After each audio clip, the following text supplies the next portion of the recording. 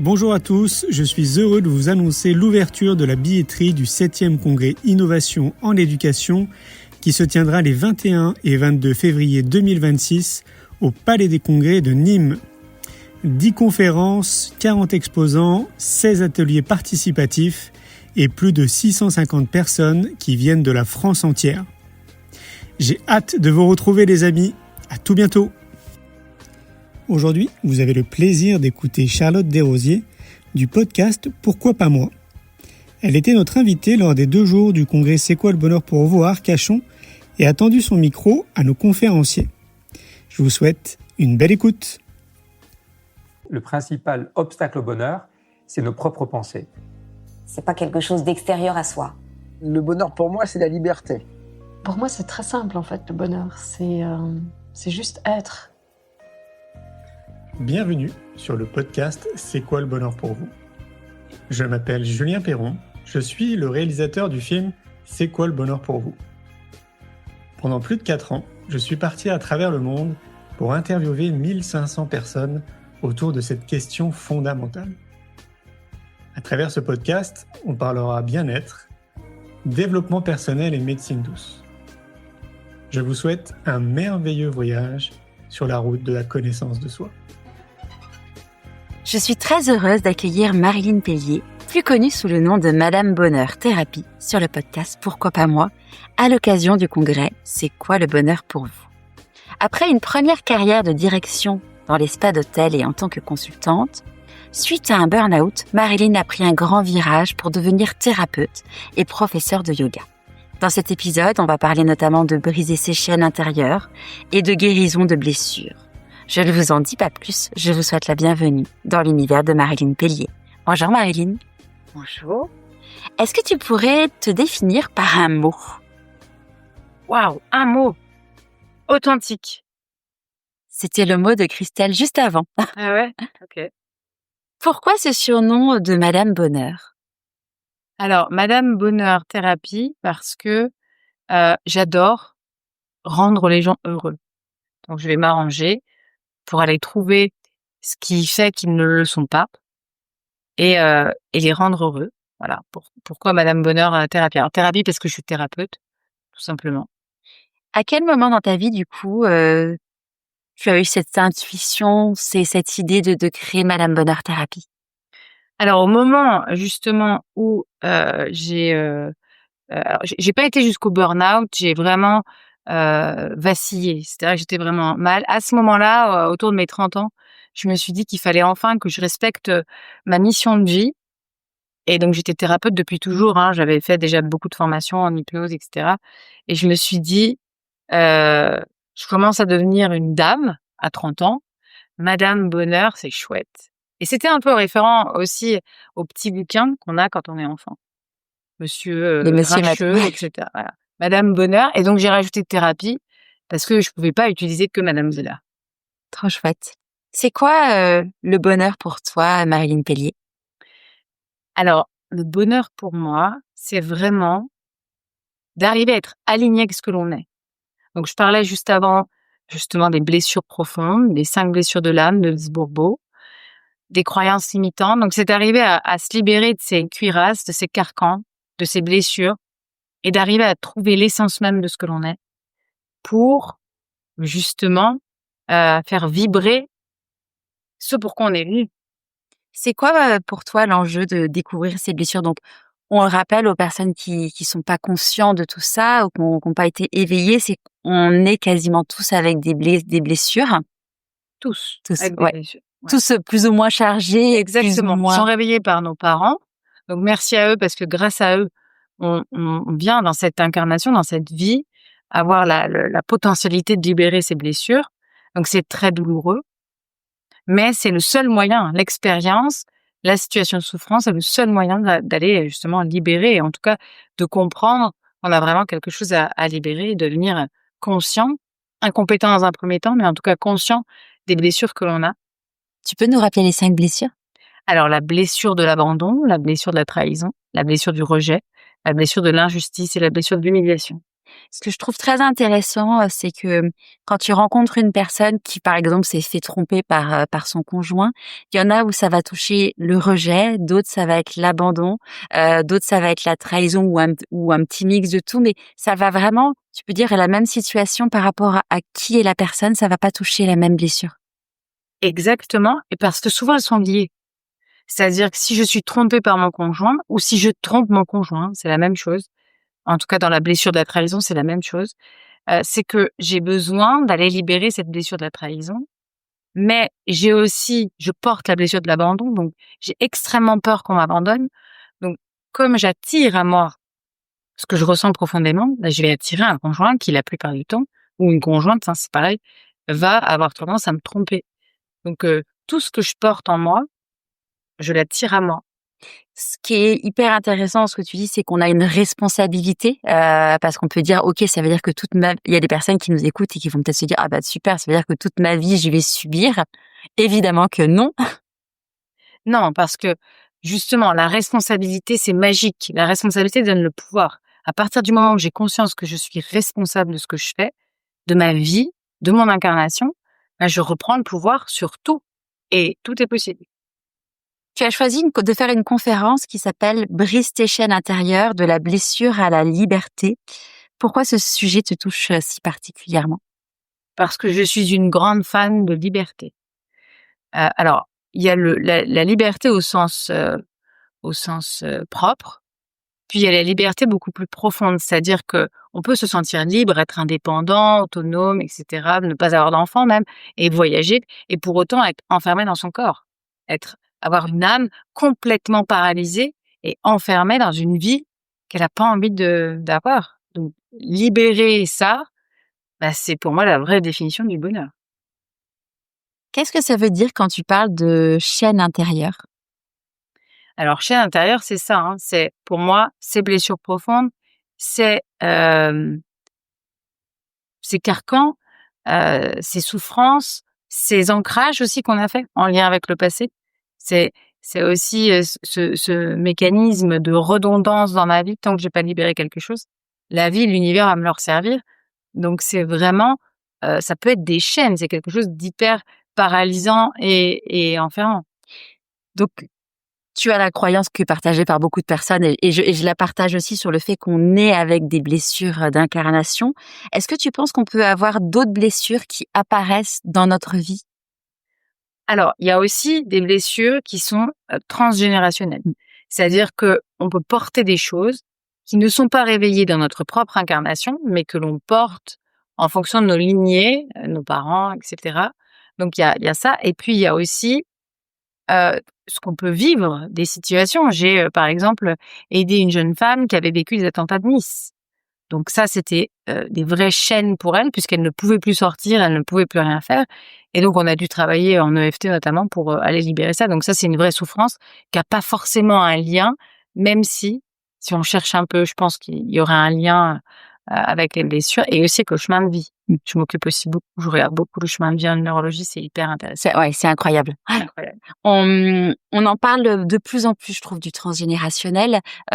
Pour les personnes qui connaissent pas, donc l'idée, c'est que une personne va avoir des yeux bleus parce que c'est dans son ADN, mais qu'on peut hériter de blessures et maintenant, c'est vraiment prouvé que la science le prouve. Donc, pour les plus réfractaires, c'est vraiment, c'est avéré.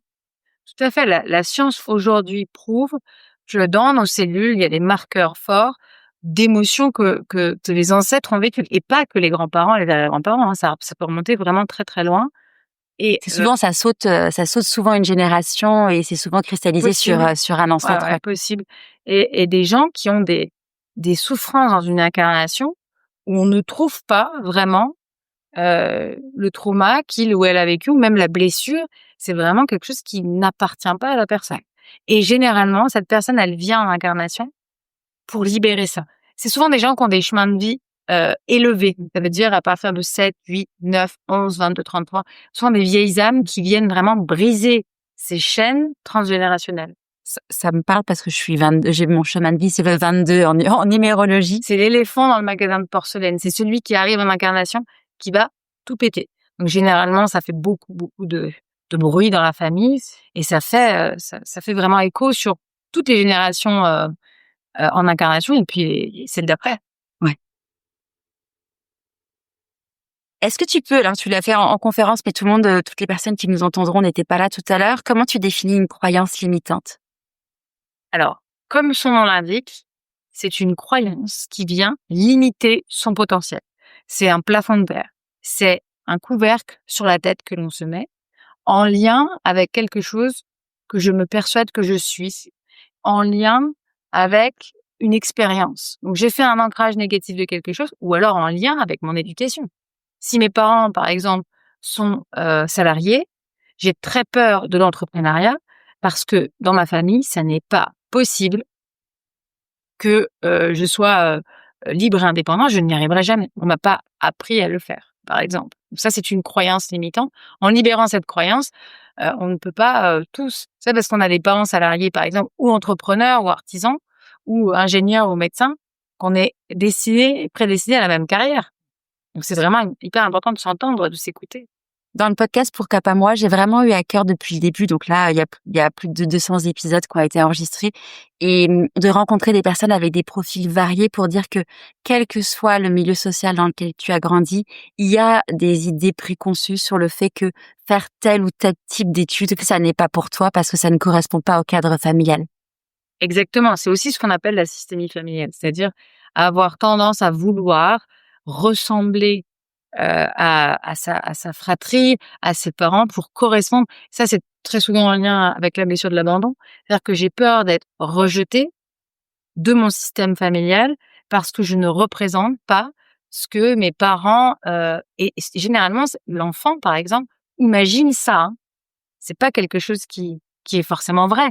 C'est on s'imagine que on ne va plus m'aimer si je fais pas le même métier que dans certaines familles, c'est vrai. Hein, on voit dans certaines familles où les parents sont médecins, avocats et le parent veut absolument que son enfant fasse de grandes études. Ouais. Et il y a quelque chose que je trouvais très intéressant que tu disais dans la conférence. Tout était intéressant, mais ça c'est un truc où je trouve que ça peut être vraiment libérateur, c'est que comme dit Lise Bourbeau, dans notre corps porte les traces des blessures qu'on a, donc potentiellement, tu disais, alors j'ai plus, tu vas nous rappeler là quand on a une partie du corps très fine, La blessure du rejet, la blessure du rejet, la cuisse de cheval, l'humiliation. Alors, moi je mets toujours une mesure, hein, ok, parce qu'on peut pas définir quelqu'un par simplement son corps. Mais c'est vrai que parfois ça saute vraiment aux yeux. J'habite à l'île Maurice et à l'île Maurice, il y a énormément de blessures du rejet. Alors moi, je fais vraiment un lien. Donc, il y a beaucoup de personnes très, très, très menues, hommes et femmes confondus, mais vraiment, ils ont des corps d'enfants. Et je fais un lien parce que je suis même pas sûre que ça soit encore le cas. Je pense encore aujourd'hui que les femmes ne peuvent pas se faire avorter. Donc, en incarnation, blessure du rejet. Je ne suis pas désirée. Donc, il y a plein d'enfants qui naissent non désirés, blessure du rejet. Ah, c'est hyper intéressant. Ouais. Mais ce que tu disais aussi tout à l'heure sur scène, c'est que une fois qu'on se libère de la blessure, eh bien notre corps va changer. Oui, alors c'est ce que j'ai vérifié dans mes accompagnements. Je faisais des accompagnements, je fais toujours dans les programmes dans les choses que je mettais en place. Je me rendais compte que les gens que je suivais, que j'accompagnais, tous ceux qui avaient du poids à libérer, mincissaient. Je me suis dit, mais et quand, évidemment, j'ai fait le lien très vite avec les blessures, quand on sait les retirer, parce que c'est pas une mince affaire. En tout cas, tant qu'on n'a pas la technique, on les libère pas. On est conscient mais incompétent, c'est ce que je disais aussi sur scène. Eh bien, dès qu'on libère la blessure, alors ça met un peu de temps. Hein. C'est pas du tout comme un régime, parce que moi je suis anti-régime, mais dans la matière, au fur et à mesure, on va avoir une autre matière, un autre corps. Ouais, il y a des choses qui se jouent de façon énergétique dans nos cellules. Complètement. Est-ce que tu as un conseil pratique pour identifier ces chaînes et s'en libérer? Alors, le conseil pratique que je pourrais donner, c'est vraiment de s'écouter. Donc, d'avoir des temps de pause. Moi, je suis prof de yoga aussi. J'invite vraiment les gens à faire du yoga, de la méditation. Mais c'est un peu bateau, quoi. Tout le monde va dire un peu ça, mais simplement même marcher, se foutre la paix aussi. C'est-à-dire arrêter de courir après quelque chose. Moi, je donne souvent un petit tips comme ça le soir. Tu t'allonges dans ton lit et avant de t'endormir, tu te dis, et si on pouvait, ou je pouvais me révéler à moi-même, quelle est ma blessure la plus importante que j'ai besoin de libérer en ce moment. Et vous vous endormez là-dessus. Et le matin, vous allez peut-être avoir une réponse, une synchronicité, quelque chose qui va arriver. Mais ça sert à rien, en fait. Le fait de se poser beaucoup de questions, d'analyser, de regarder, de lire, de faire, ça permet simplement d'activer, en fait, le mental. Et l'idée, c'est vraiment d'être plutôt sur l'intuition, sur le cœur. Ouais. Oui, parce que quand on pose une intention avant de s'endormir, notre cerveau va générer notre inconscient va nous parler. Et ça, c'est quelque chose qu'on dit souvent. Posez une intention avant de vous endormir et au réveil, vous aurez souvent la réponse. Exactement. Tout à fait. C'est quoi les 3 idées phares avec lesquelles tu aimerais que les personnes qui nous écoutent repartent? Les 3 idées phares. Alors, évidemment, identifier les blessures profondes et les libérer. Trouver un moyen. L'EFT, c'est très bien. Franchement, ça fait 15 ans que tu utilises cette technique, c'est Donc imparable. l'EFT, pour que ceux qui connaissent pas, c'est du tapoting, on tapote sur C'est les Emotional zones. Freedom Technique, c'est une technique de libération émotionnelle par le biais de tapotement. Pourquoi ça marche très bien? Parce qu'on est sur 3 niveaux. La matière, le corps, l'énergétique et l'émotionnel. Tout ce qui, c'est ce que sont les thérapies brèves et cognitives. On va se servir vraiment de ces 3 niveaux de conscience pour arriver à libérer quelque chose. Si on est juste dans le mental, ça fonctionne pas. Si on est juste dans le corps, ça fonctionne pas non plus.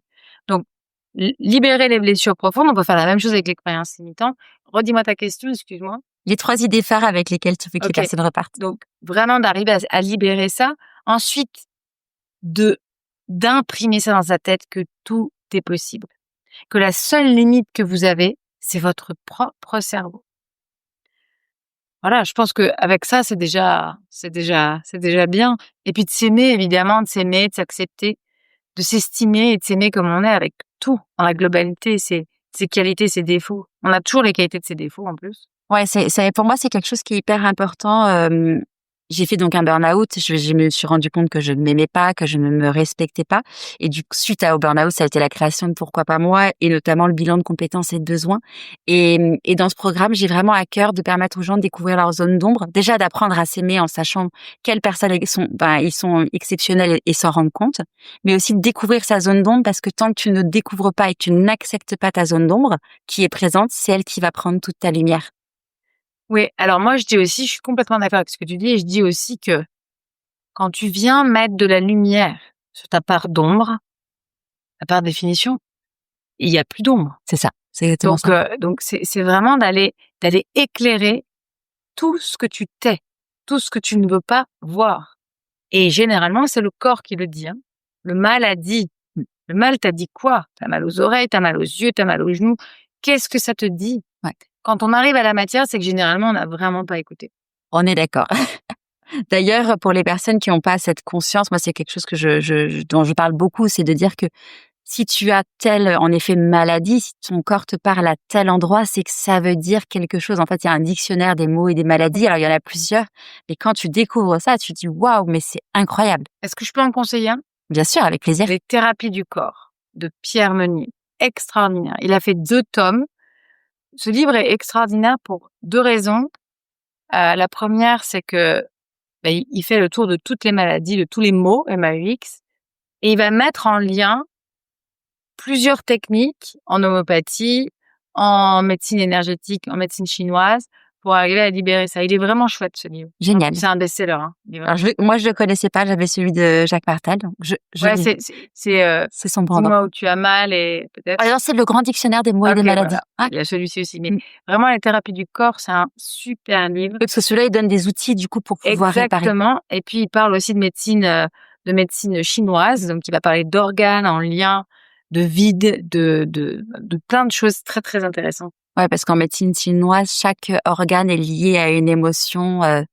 C'est des sujets. On pourrait en parler pendant 2 heures, mais on n'a pas beaucoup de temps ensemble parce que je dois après aller voir tes fans. Est-ce que tu as un conseil pour prendre soin de ta santé physique et mentale? Alors, il y en a plein des choses. Et je pense que chaque personne doit trouver vraiment son identité pour ça. Après, il y a des choses récurrentes. Le sport, moi, c'est vraiment mon échappatoire. C'est quelque chose que j'ai fait beaucoup en compétition, notamment le triathlon. Mais ça peut être le yoga, la méditation, la marche, toute activité qui fait plaisir et que quand je la fais, ça me fait du bien. Donc, il n'y a pas de toute activité qui me fait plaisir et quand je la fais, ça me fait du bien. Voilà, je me sens mieux. Donc, ça peut être n'importe quoi. Écouter de la musique, aller au cinéma et le faire souvent. La musique, ça aide énormément. Quand on n'est pas bien, on se lève le matin, vous mettez une musique que vous aimez, pas une musique qui fait pleurer, mais une musique dynamique que vous kiffez, ça va changer l'énergie de votre tout de suite, instantanément. D'ailleurs, on donne un tips aux conférenciers, c'est d'avoir une musique d'ancrage que tu t'écoutes juste avant chaque conférence et qui va te donner l'énergie. Moi, pour je mets de pouvoir... la musique sur scène. Ouais. Comme ça, t'es tranquille. Qu'est-ce que ça signifie pour toi être aligné? Alors, être aligné, ça veut dire être congruent. Ça veut dire que quand je dis quelque chose, je fais cette chose au maximum, en fait, autant que possible. Et surtout, ça vibre en moi et ça résonne. Ça veut dire que ça ne dissonne pas. Je me sens vraiment, ma symphonie intérieure est parfaite. J'ai la sensation que je suis exactement là où je dois être. Quand je vois des gens qui servent dans les restaurants, qui sont mal, pas bien, énervés, fatigués. Alors ok, fatigué, mais change de métier si t'es pas bien. Fais-en un autre. Fais quelque chose qui te fasse vibrer. Tu te lèves tous les matins. On n'aurait pas idée, en fait, de dormir dans un matelas qui serait hyper inconfortable. Pour autant, il y a des gens qui passent leur vie dans un job de merde, excusez-moi du terme, et qui n'ont pas conscience qu'il faut qu'ils changent. Ils passent plus de temps peut-être dans leur travail qu'à dormir. Peut-être pas tout à fait parce qu'il y a le week-end, mais pareil, le syndrome du dimanche soir. Moi, je comprends pas. Si t'es mal le dimanche soir, ça veut dire que t'as un job qui est pas aligné, qui correspond pas. Moi, j'adore tous les jours de la semaine. C'est tout le temps. Un grand merci à cette dédicace parce que j'ai fait un TEDx qui s'appelle « Je n'ai plus peur du dimanche soir ». Ah ouais, bien sûr. Des fois, sur Insta, je vois des posts, on est vendredi, ou alors on est dimanche soir, et avec des tips et des astuces.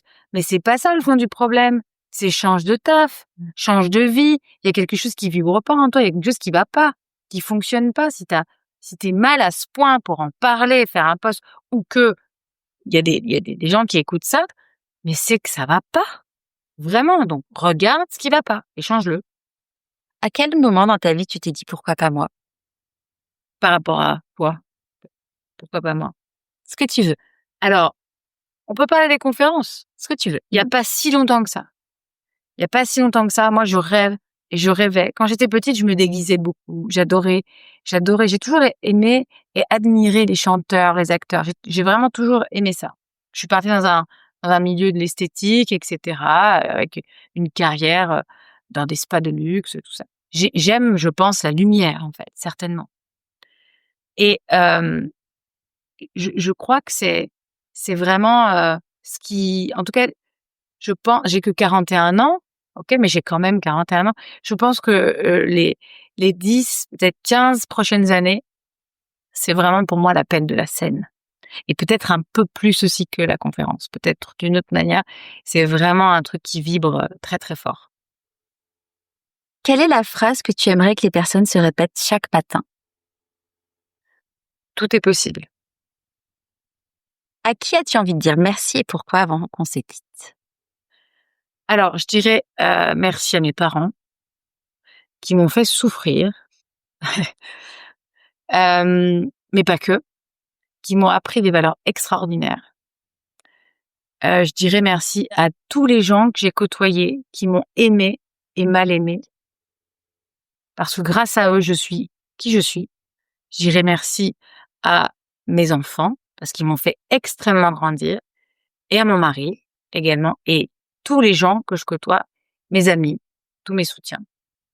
Un grand merci Marilyn pour ce témoignage. Pour te suivre, on peut rejoindre ta très belle communauté sur Instagram sur le compte Madame Bonheur Thérapie. Avec grand plaisir. Merci beaucoup.